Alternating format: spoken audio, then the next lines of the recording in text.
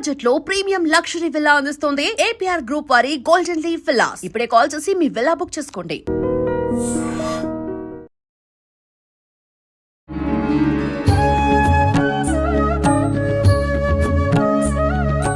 నమస్కారం, welcome to I dream. ధర్మ మార్గం విత్ విజిత కార్యక్రమానికి స్వాగతం. ప్రస్తుతం మనతో పాటు ఉన్నారు శ్రీ విద్యా ఉపాసకులు గీతా కుమార్ గారు. ఇప్పుడు వారితో మాట్లాడదాం. నమస్తే అమ్మా. శ్రీమాత్రే నమః. నమస్తే మా. అమ్మా, చాలా వరకు ఈ మధ్య కాలంలో చూస్తూ ఉన్నాము, కొంచెం అమ్మవారు ఎలా అయితే చక్కగా కనిపిస్తారో నిండుగా ఒక బొట్టు, ఆ పట్టు వస్త్రాల్లో, అంటే మనం నిజంగా అమ్మవారిని చూడలేదు కానీ ఫోటోల్లో కానీ సినిమాల్లో ఇలా మనం అమ్మవారిని ఎక్కడ చూడాల్సి వచ్చినా ఒక రూపం ఎలా కనిపించిందో అలా ఆ రూపంతో మనం కనిపిస్తే ఇంకా మేమే అమ్మవారు అనే భావనతో చాలామంది బిహేవ్ చేస్తున్నారు ఈ మధ్యకాలంలో. ఇప్పుడు అమ్మవారి నవరాత్రుల టైము అలా వచ్చినా కూడా అమ్మవారి గెటప్ వేసుకొని ఆ రోజున అంటే మేము ఏ రూపంలో ఉన్నామో ఆ రూపంలో ఉన్న అమ్మవారిని నేనే అన్నట్లుగా భావించటం, నిజ జీవితంలో కూడా ఇలాగే నేను అమ్మవారిని అన్నట్లుగా భావించటం, అమ్మవారు నా పైకి వచ్చింది కాబట్టి ఇంకా నేనే అమ్మవారిని అనటం, ఇలా రకరకాలుగా ఏదైతే ఏంటి కానీ అమ్మవారిని నేను అనే భావనతో ఉండేవాళ్ళు చాలామందిని మనం చూస్తున్నాం. అసలు నిజంగా అమ్మవారు అలా వస్తారా ఎవరిపైకైనా? ఇదంతా సాధ్యపడుతుందా? ఎవరిని అమ్మవారు అని మనం భావించవచ్చు నిజ జీవితంలో? అమ్మవారు ఒకటే, పరాశక్తి. ఆవిడే ఇంకా మనల్ని మనం భావించాలి ఆవిడ్ని. ఇంకా ఆవిడ వస్తారా అంటే అది ఇప్పుడు చాలామంది ఒంట్లోకి వస్తుంది అని చెప్తున్నారు. అవును, నేనైతే అది నమ్మను. నా వరకు నేను నమ్మను. ఇంకొకరి వరకు అనే విషయం అయితే మనకు సంబంధం లేదు. నా వరకు నేను నమ్మను. అంటే అమ్మవారు లాగా ఉండడం వేరు, అమ్మవారు మన పైకి వస్తుంది, ఒంట్లోకి వస్తుంది అనేది వేరు. ఇప్పుడు ఇది బాగా సాధన చేసి మనం అమ్మవారి సాధనలో చాలా ఏళ్ళు గడిస్తే తప్పితే మనకి అమ్మవారి దర్శనం కలగదు. ఇప్పుడు సాధకులంతా దేనికోసం అంత సాధన చేస్తున్నారు? ఆవిడని చూడాలి, ఆవిడ్ని దర్శించాలనే చేస్తున్నారు. ఈ సాధన మధ్యలో ఏమైనా జరగచ్చు. సాధన ఏదో ఒక విధంగా ఆగిపోవచ్చు, మన ప్రాణమే పోవచ్చు, ఆలోపు మనకి గడియ వచ్చేసి ఉండొచ్చు, మన ఆయుష్ తీరిపోయి ఉండొచ్చు, లేదా ఏదో ఆటంకాల వల్ల, ఫ్యామిలీ డిస్టర్బెన్సెస్ వల్ల మనం సాధన ఆపేయచ్చు. ఇలాంటివన్నీ జరుగుతాయి. మనం సాధనలో చాలా ముందుకి, అంటే మనం చచ్చే వరకు సాధన చేస్తే ఏదో ఒక రోజు అమ్మవారు నిదర్శనం మనకు కనిపిస్తుంది, దర్శనం ఇస్తుంది. అమ్మవారు అయితే అమ్మవారు ఇవ్వదు అని నేను చెప్పాను. ఖచ్చితంగా అమ్మవారు దర్శనం ఇస్తుంది. అలా అని ఒంటిపైకి వస్తుంది, ఒళ్ళోకి వస్తుంది అనే విషయాన్ని అయితే నేను ఏకీభవించాను. ఒక వైబ్రేషన్ ఉంటుంది అమ్మవారిని కొలిచే వాళ్ళ దాంట్లో, ఒక వైబ్రేషన్ ఉంటుంది. ఒక వైబ్రేషన్ వచ్చి మనకి ఒళ్ళు ఊగుతుంది, దాన్ని ఒంట్లోకి రావడం అని అనుకుంటున్నారు తప్ప అది అక్కడ ఉన్న పాజిటివ్ వైబ్రేషన్ కావచ్చు. ఆ వైబ్రేషన్ వల్ల మనకు అనిపిస్తుంది తప్ప అమ్మవారైతే ఒంట్లోకి రావడం అనేది జరగదు. ఇది నా వరకు నేను చెప్పే సమాధానం అయితే ఇదే. ఎందుకు ఇది అంటే చాలా మంది ఆడవాళ్ళు మానసికంగా లోనైపోయి ఉంటారు అనమాట. ఇంట్లో ఎవరు పంచుకునేకి లేక, చెప్పుకోవడానికి లేక, ఇలా మానసికంగా లోనైపోయినప్పుడు వాళ్ళు ఏదైనా ఒక దేవస్థానానికి వెళ్ళినప్పుడు, ఏదైనా ఇలాంటి ప్లేసెస్కి వెళ్ళినప్పుడు అక్కడ ఎనర్జీ, పాజిటివ్ ఎనర్జీ హెవీ అయిపోయి ఒక వైబ్రేషన్ వచ్చేసి వాళ్ళు అలా బిహేవ్ చేయడం జరుగుతుంది అని మనం సైకలాజికల్గా, సైంటిఫిక్గా చెప్పబడుతుంది. ఇప్పుడు ఎగ్జాంపుల్ చెప్పాలంటే అపరిచితుడు మూవీ ఇట్లా అనగానే మారిపోతారు. మల్టీ పర్సనాలిటీ డిజార్డర్ అంటాం కదా, ఇది కూడా ఒక పార్ట్లో చూసుకుంటే ఆ టైపే వస్తుంది. కానీ మనం ఏం చేస్తున్నాం, అమ్మవారు వచ్చేసిందని. ఇప్పుడు చాలా మంది అమ్మవారు వస్తే చుట్టుపక్కల వాళ్ళకి చెప్తుంటారు, మీకు ఇలా జరుగుతుంది, అలా జరుగుతుంది అని. ఆల్రెడీ వాళ్ళకి తెలిసి ఉంటుంది, ఎందుకంటే చుట్టుపక్కల వాళ్ళు ఉంటారు, వాళ్ళ సమస్యలు వాళ్ళతో చెప్పుకొని ఉంటారు. అవునా కదా? లాజికే. కొత్తగా పోయి మనం ఒక్కటి బాగా గుర్తుపెట్టుకోండి, ఎవరికైనా ఉండే సమస్య ఫైనాన్షియల్ సమస్య, ఎవరికైనా ప్రతి ఒక్కరికి ఉండే సమస్య మానసిక ఆందోళన, మానసిక సమస్య, ఆరోగ్య సమస్యలు, ఇంట్లో అశాంతి, శాంతి లేకపోవడం సహజంగా ప్రతి ఒక్క కుటుంబంలో ఇవి ఉంటాయి. ప్రతి ఒక్క సంసారంలో ఇది ఉంటుంది. ప్రతి ఒక్క మానవుడు, వ్యక్తి, మనిషి జన్మ ఎత్తినవాడు ఇవి ఖచ్చితంగా ఫేస్ చేస్తాడు. వీటిని ఆసరా తీసుకొని మీకు ఈ సమస్య ఉంది, మీకు ఫైనాన్షియల్ సమస్య ఇలా ఉంది అంటే నువ్వేమనుకుంటావు? అవును నిజమే, ఆవిడ చెప్పింది నాకు ఫైనాన్షియల్. ఎందుకంటే ప్రతి ఒక్కరికి ఉంది ఈ కాలంలో. ఎవరికి ఏ సమస్య లేదు చెప్పు, దాన్ని బట్టి వాళ్ళు చెప్తున్నారు. అవునా కదా. ఇంకా ఆవిడకి ఒంట్లోకి వస్తే ఇంటి చుట్టుపక్కల వాళ్ళంతా వచ్చి కూర్చుంటారు, మాట్లాడతారు. ఆల్రెడీ వాళ్ళ గురించి ఆవిడకి తెలిసింటుంది. అవును. అదే ఆవిడ చెప్తుంది. దివ్య దృష్టి వేరు, ఒంట్లోకి రావడం వేరు. జాతకం దివ్య వేరు, దృష్టి ఇది ఒంట్లోకి రావడం నమ్మొచ్చంటారా? వేరు. నమ్మొచ్చు. దివ్య దృష్టి సాధన పరంగా వస్తుంది. బాగా సాధన చేస్తే, నువ్వు కుండలి జాగృతి చేస్తే వస్తుంది. ఊరికే రాదు దివ్య దృష్టి అనేది. సిక్స్త్ సెన్స్ అనేది మనకి కళ రూపంలోనో ఏదైనా ఇండికేటర్ రావడమో, మనకి ఏదైనా జరిగే ముందు ఇండికేషన్ వస్తుంది. అలాంటివన్నీ సాధన పరంగా వస్తాయి. ఒళ్ళోకి రావడం వేరు, జాతకం వేరు, ఒళ్ళోకి రావడం వేరు. దైవం వేరు, ఒళ్ళోకి రావడం వేరు. మానవ శరీరం అమ్మా ఇది. దీనిపైకి అమ్మవారు వస్తుంది అనుకోవడం తప్పు అని నా భావన. మానవ శరీరం అంటే ఎన్నెన్నో పాపాలు చేస్తూ ఉంటాం, తెలిసి తెలియక అబద్ధాలు ఆడుతూ ఉంటాం, ఎన్నెన్నో కర్మలు చేస్తూ ఉంటాం. మరి పైకి రాలేదు అలా అని చెప్పించను లేదు అన్నప్పుడు సాక్షాత్తు కనిపించింది అని చెప్తుంటారు కొంతమంది. అమ్మవారు నాకు ప్రత్యక్షమైంది, స్వామి నాకు ప్రత్యక్షమయ్యాడు, నాకు ఏదో ఇలా చెప్పారు, లేదంటే ఏదో చూపించారు, ఇలాంటివన్నీ వింటూ ఉన్నాం ఈ మధ్య కాలంలో. ఇదంతా ఏంటి, అలా జరుగుతుందంటారా? మనం ఉన్నాం కదా, మీకు భక్తి లేదు అయినా మీకు దేవుడు కల్లోకి వస్తున్నాడు. ఎందుకు వస్తాడు? పూర్వజన్మలో నువ్వు భక్తుడై ఉంటావు. పూర్వజన్మలో నీ సాధన ఆగిపోయి ఉంటుంది. దాన్ని ముందుకు తీసుకురావడానికి భగవంతుడు నీ కలలో కనిపించవచ్చు. దీనికి ముందు మీ తల్లిదండ్రులు కానీ చేసిన పుణ్యము, పూర్వజన్మ సుకృతం వల్ల మనం ఆధ్యాత్మిక మార్గంలోకి వెళ్తాం. ఆధ్యాత్మిక మార్గంలోకి వెళ్ళడం కానీ, భక్తి మార్గంలోకి వెళ్ళడం కానీ, అమ్మవారిని కానీ అయ్యవారిని ధ్యానించడం కానీ అది అంత సులభమైన విషయం కాదు. మనకి పూర్వజన్మ సుకృతం, మన తల్లి తండ్రి చేసిన పుణ్యం వల్లనే లభిస్తుంది.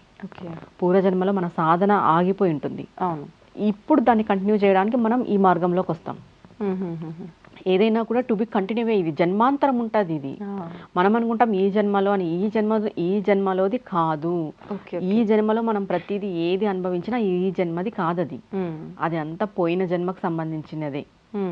దాన్ని బట్టి మనకు ఉంటుంది. దీని తర్వాత ఏం చెప్తాము, మనకు అమ్మవారు దర్శనం ఇస్తుందా? ఇస్తుంది. ఎప్పుడు? ఎవరికి? ఎప్పుడు ఎవరికి? బాగా సాధనలో ముందుకెళ్ళిన వాళ్ళకి. అంటే ఏ కల్మషం లేకోకున్నట్టు ధర్మంగా, నీతిగా, నిజాయితీగా బతికి అమ్మవారినే శరణు అని నమ్ముకొని బతికిన వాళ్ళకి, కొన్ని ఏండ్లు సాధన చేసిన వాళ్ళకి ఇస్తుంది అమ్మవారు దర్శనం. ఆమె ఉన్నాను వెన్నెంట అని ఆమె ప్రతిక్షణం నిరూపిస్తుంది. అది వేరు. ఆమె ప్రెజెన్స్ని మనం తెలుసుకోవచ్చు. మనకు వచ్చే సమస్యలతోనో కష్టాలతోనో, ఆ కష్టాలని మనం గట్టెక్కడంలోనో ఆమె ప్రెజెన్స్ని మనం తెలుసుకోవచ్చు. ఆమె ఉంది అని, ఆమె మనల్ని కాపాడుతుంది అని. కానీ ఆమె మనకు డైరెక్ట్గా కనిపించాలి, ప్రత్యక్షం అవ్వాలి, మనం చూడాలి అంటే చాలా సాధన కావాలి. అది మనలాంటి ఇట్లా గృహస్థాశ్రమంలో ఉండి నిత్య పూజ చేసుకునే వాళ్ళకి వీళ్ళకి కనపడదు. దానికి చాలా మేలైన సాధన ఉండాలి, గురువు ఉండాలి. మనం అమ్మవారిని చేరుకోవడానికి అది భక్తి అంటే ప్యూరిటీ ఆఫ్ భక్తి అంటాం కదా మనము. దాంట్లో ఇంక ఎటువంటి ఇది ఉండకూడదు. అంత ఇదిగా నువ్వు కొన్ని ఏళ్ళు సాధన చేయాలి. ఏదో ఒకరోజు నేను మంచి మనసుతో ఉన్నానంటే కాదు. నిత్యము నువ్వు మంచి మనసుతో ఉండి నువ్వు సాధన చేస్తే అమ్మవారు ఖచ్చితంగా కనిపిస్తుంది. అంటే ఎలా దర్శనం ఇస్తుంది అమ్మవారు, ఎలా ప్రత్యక్షం అవుతుంది? కొంతమంది అంటే ఏ రూపంలో అయినా రావచ్చు, ప్రత్యక్షం అవ్వచ్చు. వచ్చింది అమ్మవారు స్వామి అని కూడా గుర్తించలేని స్థితిలో ఉంటామేమో, గుర్తిస్తామో లేదో ఇలా చెప్తూ ఉంటారు.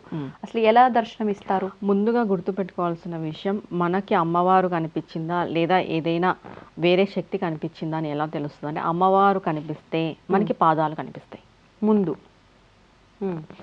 మనకి పాదాలు కాక ఏదో ఒక ఆకారం కనిపించింది, అది అమ్మవారు కాదు.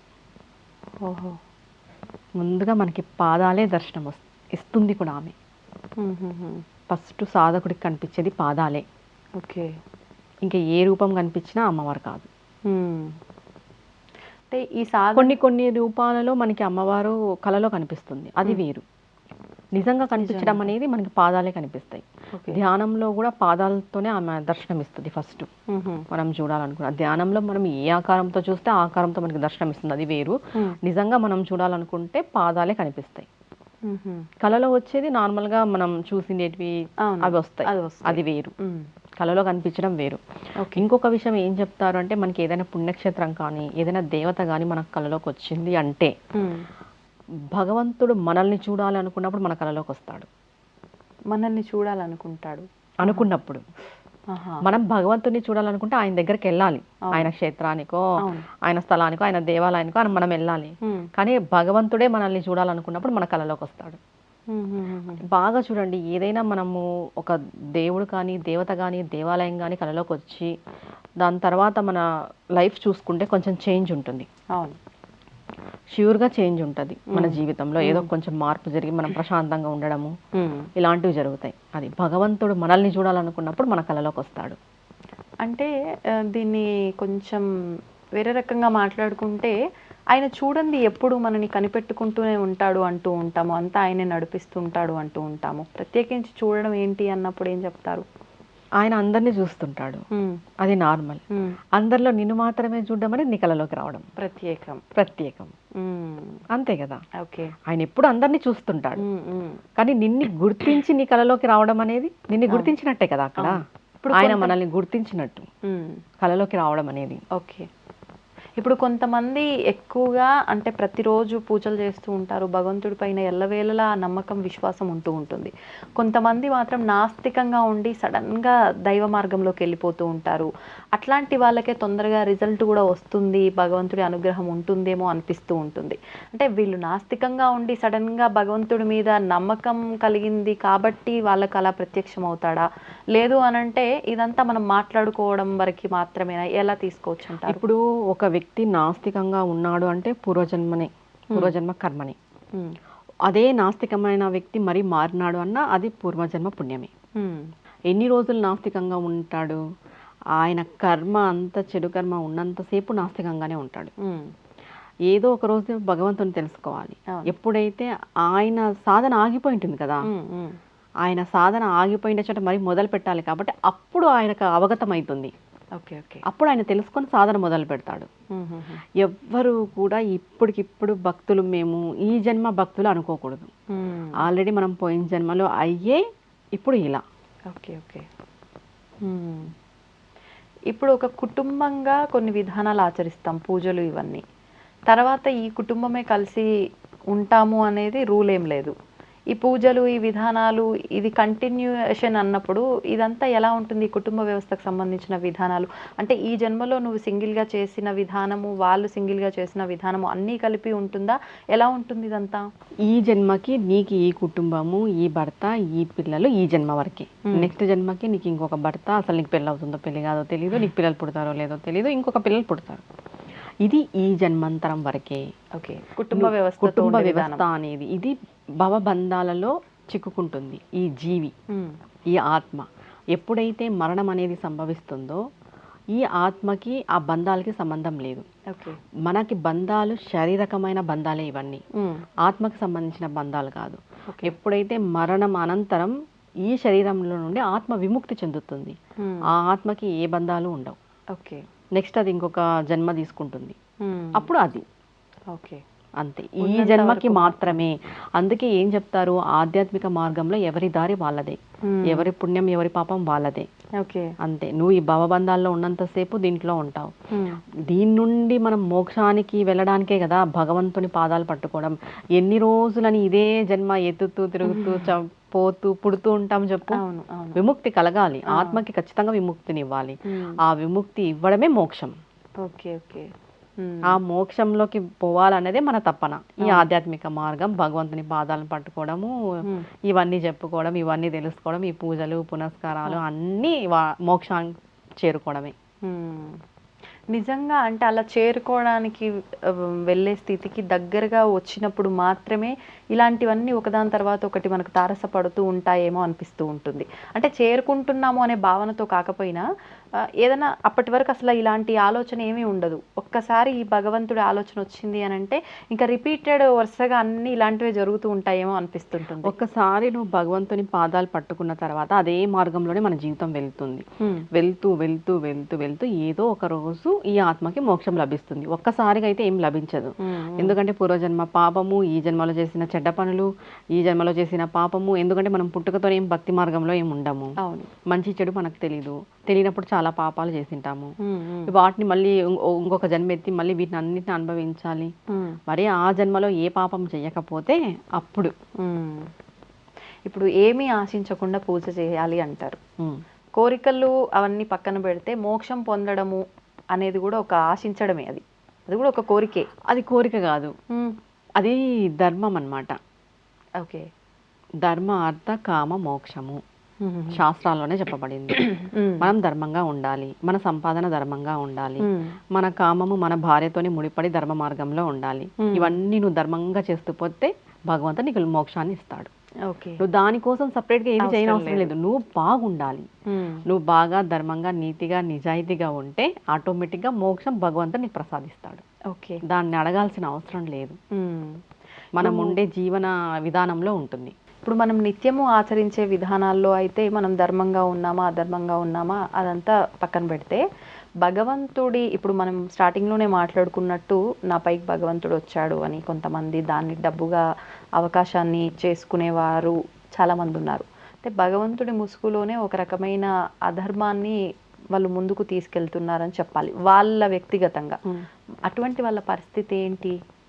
భగవంతుని ఏదో ఒక రోజు చూస్తాడు, వాళ్ళ పాపం ఖచ్చితంగా పండుతుంది. భగవంతుని అడ్డు పెట్టుకొని అమాయకుల్ని మోసం చేయకూడదు. ఏదైనా నీకు వచ్చిన విద్య ఏదైనా ఉంటే నాకు ఇది వచ్చు, ఇది తెలుసు, నేను ఇంతవరకే చేయగలను అనేది నువ్వు ఓపెన్గా చెప్పాలి, క్లారిటీగా ఉండాలి. నీ వరకు ఎవరైనా సమస్య అని వస్తే నువ్వు నిజాయితీగా నిర్మోహమాటంగా ఏ అపేక్ష ఏది లేకోకుండా నువ్వు వాళ్ళకి సహాయం చేయగలగాలి. అలా అయితేనే నువ్వు ముందుకు రాగలం. కానీ మనం ఏదో మన స్వలాభం కోసము అవతల వాళ్ళని మభ్యపెట్టి దీనికి ఇంత అవుతుంది దానికి అంత అవుతుంది అని డబ్బులు తీసుకోవడం అది చాలా చాలా పాపము. దాని ఫలితం చాలా ఘోరంగా ఉంటుంది. ఇంకొకటి, ఇప్పుడు మేమే దేవుళ్ళు, మేమే అమ్మవారు, మేమే అనే ఫీలింగ్ చాలా ఉంది. మనం ఎప్పుడు అమ్మవారుగా కాలేం, అది ఒక సాధకుడికి మాత్రమే చెందినది. సాధకుడు పోను పోను ఏమైపోతాడంటే అమ్మవారు తాను అని ఒకటే అనే భావన వస్తుంది. ఓకే. మనం ఇక్కడ పొద్దున లేయని కూడా లేయము, సరిగా సూర్యోదయానికి ముందే మనం లేయని కూడా లేయము, అది కూడా మనకి చేత కాదు. మనం నేనే అమ్మవారిని ఎలా భావిస్తాం చెప్పు? మన పని మనం చేసుకోలేము, మనం త్వరగా లేవలేము, కరెక్ట్గా ఉండలేము, మన వస్త్రధారణ కూడా ఏది సరిగ్గా లేదు ఈ కాలంలో. మనం ఏం చేస్తున్నాం చెప్పు? అంటే ఎందుకు భావించొద్దంటారు అమ్మవారిని నేనే, స్వామిని నేనే, లేకపోతే భగవంతుడు నేనే అని? అంటే భగవంతుడు అంతటా ఉన్నాడు, నీలో ఉన్నాడు, నాలో ఉన్నాడు, వస్తువులో ఉన్నాడు, చలనం ఉన్న దాంట్లో లేని దాంట్లో అన్నిట్లో ఉన్నాడు అన్నప్పుడు నేను ఎందుకు భావించొద్దు అట్లా? నాలో భగవంతుడు ఉన్నాడు, నేనే భగవంతుని అని అనే వాళ్ళకి ఏం చెప్తారు? నువ్వు కరెక్ట్గా ఆ వేలో ఉన్నావా నువ్వు భావించడానికి? నా వరకు నేను ఉన్నది కరెక్టే అనుకుంటున్నా. మన వరకు మనం కాదు, మనం భగవంతుడికి కరెక్ట్ అనిపించాలి, నువ్వు దేవుడికి కరెక్ట్ అనిపించాలి. నీ వరకు నువ్వు ఏ పని చేసినా నీకు కరెక్ట్గానే అనిపిస్తుంది. ఎందుకంటే నువ్వు ఒకటి మా ఇదేమవుతుందంటే నువ్వు ఆ పని చేస్తే నువ్వు సుఖపడుతున్నావు, నువ్వు సంతోషంగా ఉంటున్నావు అంటే అది నీ స్వార్థం అయిపోతుంది, నీ స్వార్థమే అది. ఓకే. అవునా కదా? నీ స్వార్థానికి నువ్వు చేసే పనులు నువ్వు ఎలా కరెక్ట్ అనుకుంటావు?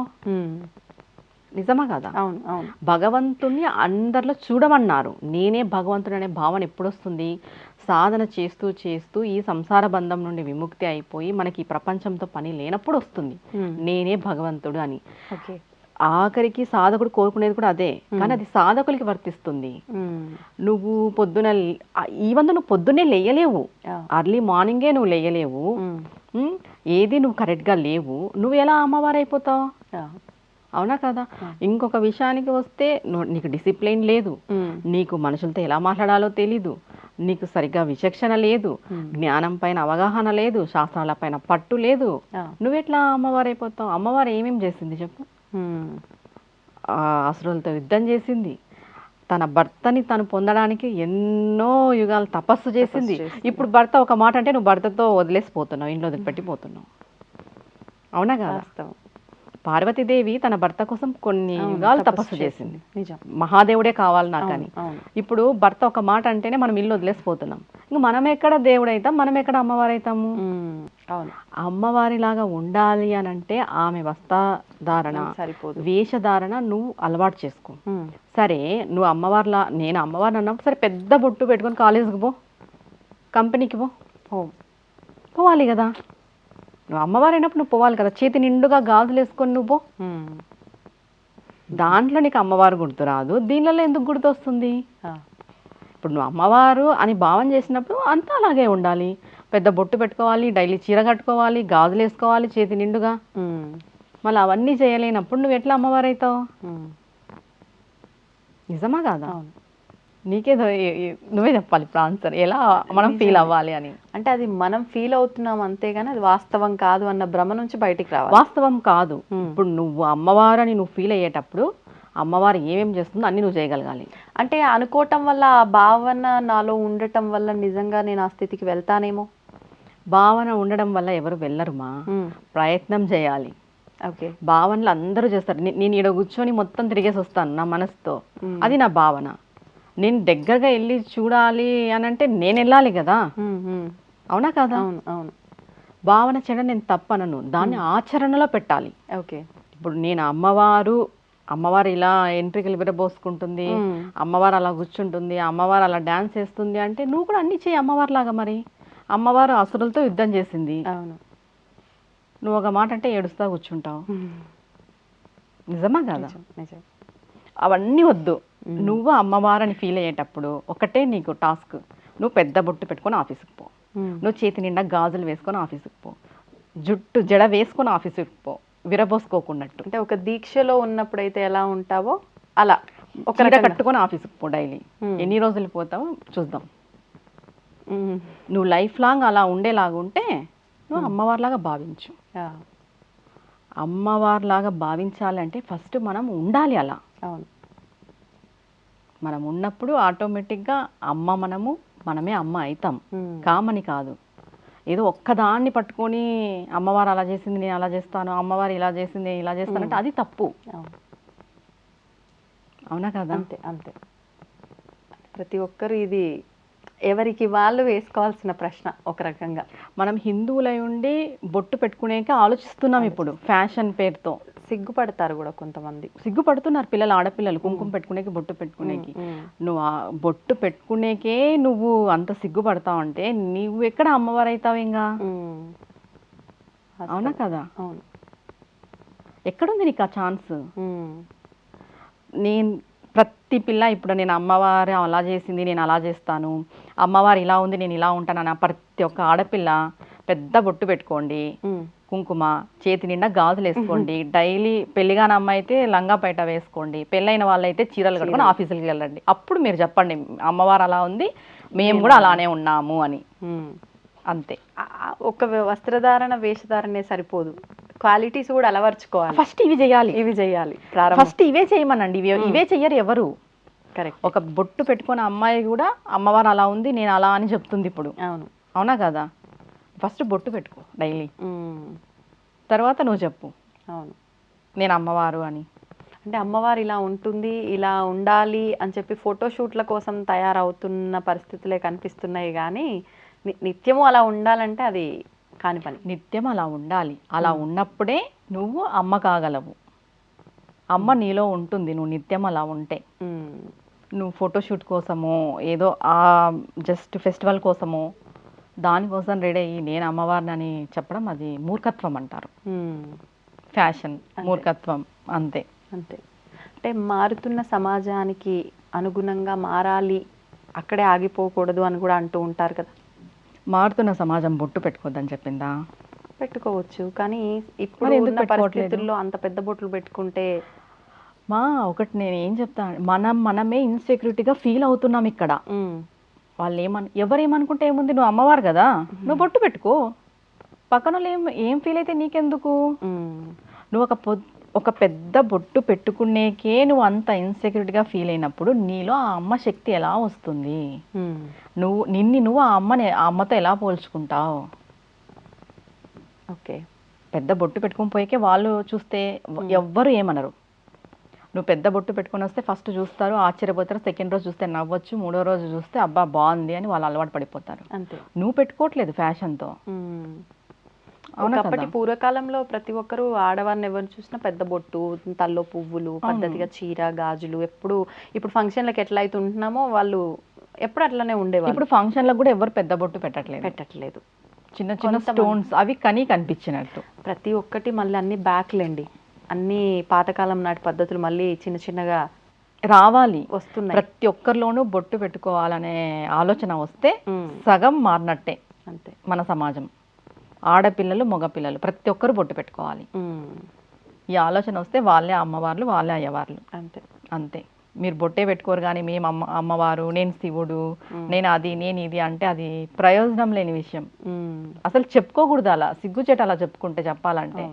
నీలో ఒక క్వాలిటీ కూడా లేదు, నువ్వు ఎలా పోల్చుకుంటావు చెప్పు. అంతే కదా. అంతే. సంతోషమ్మా, చాలా చక్కటి వివరణ.